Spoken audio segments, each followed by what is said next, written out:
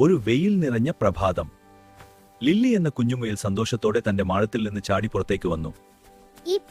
എന്തൊരു മനോഹരങ്ങൾക്കിടയിൽ ചാടാൻ പോകുന്നു. വാ, ഇന്ന് എത്ര മനോഹരമായ ദിവസം. ഞാൻ എന്റെ പ്രിയപ്പെട്ട ചുവന്ന തൊപ്പി തന്നെ ധരിക്കും. ഇത് ഞാൻ ദിവസം മുഴുവൻ ധരിക്കും. ചുവന്ന തൊപ്പിയും അതിലെ നീലപ്പൂവും ധരിച്ച് ലില്ലി പുൽമേടിലേക്ക് ചാടി. ഇനി ഈ മനോഹരമായ പുൽമേട്ടിൽ കഴിക്കാം. അവിടെ ലില്ലിയെ അവളുടെ സുഹൃത്തുക്കൾ കാത്തിരുന്നു. മാക്സ് എന്ന അണ്ണാനും ബെൽ എന്ന പക്ഷിയും.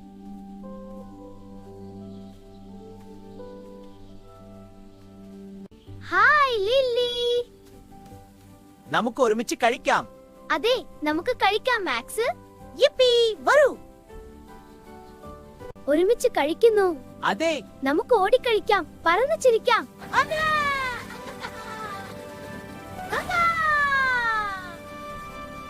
മാക്സ്, നമുക്ക് ഒരുമിച്ച് കഴിക്കാം. അതെ ലില്ലി, വരൂ. ഉയർന്ന പുല്ലിടയിൽ ഓടാം. അതെ, നമുക്ക് ചിരിച്ചു കളിക്കാം. കുറച്ചുനേരം ഇരിക്കാം. അയ്യോ, എന്റെ തൊപ്പി, എന്റെ ചുവന്ന തൊപ്പി എവിടെ? ഓ ഇല്ല, നമ്മൾ കഴിക്കുന്നത് എനിക്കത് നഷ്ടപ്പെട്ടിരിക്കണം. ഓ ലിലി, ഞാൻ നിന്നെ സഹായിക്കാം. നന്ദി മാക്സ്, നന്ദി ചെറിയ പക്ഷി. എന്റെ ചുവന്ന തൊപ്പി കാണാനില്ല. ചിന്തിക്കേണ്ട ലില്ലി, നാം എല്ലാവരും ചേർന്ന് നിന്റെ ചുവന്ന തൊപ്പി കണ്ടെത്താം. ഞാൻ ഒറ്റയ്ക്കാണെന്ന് തോന്നുന്നു. ലില്ലി, നീ ഒറ്റയ്ക്കല്ല. അതെ, ഞാൻ കൂടെയുണ്ട്. ലില്ലി, വിഷമിക്കേണ്ട, നമുക്ക് തിരയാം.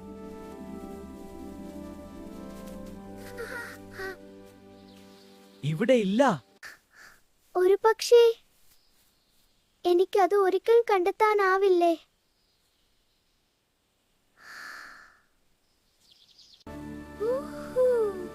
അപ്പോൾ തന്നെ ഞാൻ പറന്നു നോക്കാം.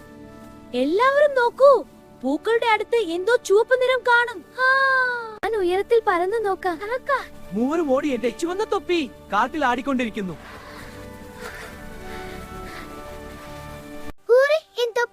Red colour blue spot hat.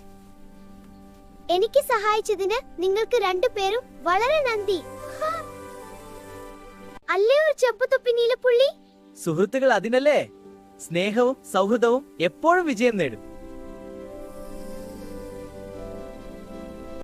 അങ്ങനെ സൗഹൃദത്തിന്റെ കരുത്തോടെ ലില്ലി തന്റെ ചുവന്ന തൊപ്പി മൂവരും സന്തോഷത്തോടെ വീണ്ടും കഴിച്ചു.